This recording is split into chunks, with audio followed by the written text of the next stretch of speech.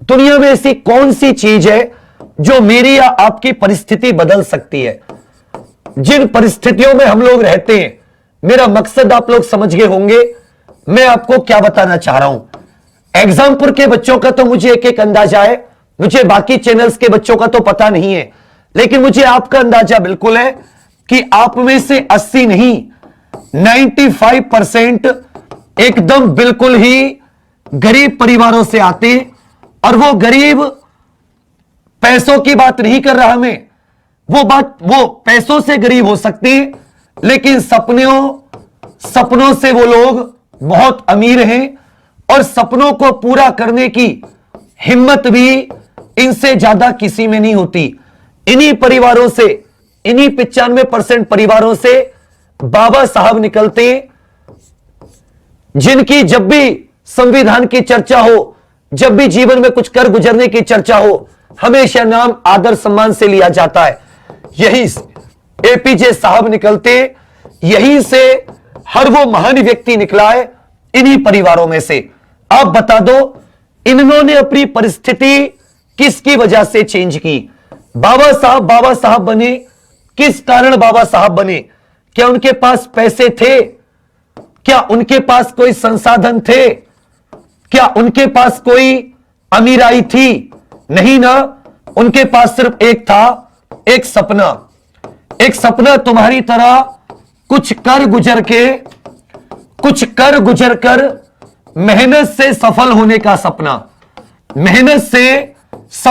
का सपना। और बताइए कि क्या इन्होंने यह सपना किससे पूरा किया? आप जानते हो कि सपना इन्होंने इस कलम, इस पेन से ही पूरा किया है, अर्थात इन्होंने पढ़कर ही अपना सपना पूरा किया है। पढ़ाई करके ही, ना इनके पास किताबें थी उस जमाने में इतनी अच्छी, ना उतने संसाधन थे, फिर भी जो कुछ मिलता था पूरी लगन से, ईमानदारी से मेहनत करते थे। और मां सरस्वती इस शब्द पर बहुत गौर करती है, ईमानदारी और लगन जिस विद्यार्थी के अंदर है उसको कभी पीछे मुड़ के नहीं देख सकती। यदि आज आप लगातार कई सालों से मेहनत कर रहे हो, कई एग्जाम दे चुके हो और आपका एग्जाम नहीं निकलता, तो आप दुनिया को दोष दे लो, लेकिन यह बात आप अपने दिमाग में बिठा लो, गलती आपकी होती है। यदि मेरा कोई एग्जाम नहीं निकला तो गलती मेरी होती है, क्योंकि मेरे अंदर वो ईमानदारी या लगन में कहीं ना कहीं कमी थी। और यदि वो कहीं ना कहीं कमी मैंने ढूंढ ली, तो इन्हीं के आशीर्वाद से, इनके नक्शे कदम पर चलने से कोई नहीं रोक सकता। तो इस बात को अपने दिल में, दिमाग में, अपनी आत्मा में बसा लो। सिर्फ पढ़ाई करके आप अपनी परिस्थिति को बदल सकते हो, अपनी उन हालातों को बदल सकते हो जिन हालातों से ना आपका कोई रिश्तेदार आपको आज मदद करता है, ना आपका कोई यार दोस्त वो सम्मान देता है। किसी की सरकारी जॉब लग जाती है, कहीं भी वो कामयाब हो जाते हैं, आपको नीची हीन नजरों से देखते हैं। आपको अपना अधिकार वापस पाना है, आपको अपना सम्मान वापस पाना है। और याद रखिएगा, उन 80,000 में से 12% जो सही आंसर कर रहे थे, उनमें से एक आप भी हो। अपने बाजुओं पर, अपनी पोटेंशियल पर, अपनी अंदर की शक्ति पर विश्वास करे अर्जुन, अपनी शक्ति पर विश्वास कर।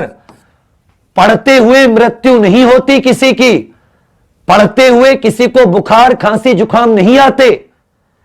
आपने एपीजे साहब का शरीर देखा था, कितने पतले थे, लेकिन फिर भी अपनी पूरी उम्र करके लेक्चर देते हुए उनका देहांत हुआ, स्वर्गवास हुआ। तो आप कैसे कह सकते हो कि यदि आप कमजोर हो गए, खाना कम खाया, आप पढ़ रहे हो, तो आपकी आंखों का रोशनी जा सकती है, कुछ हो सकता है? कभी नहीं हो सकता। आप बस ईमानदारी से पढ़ना।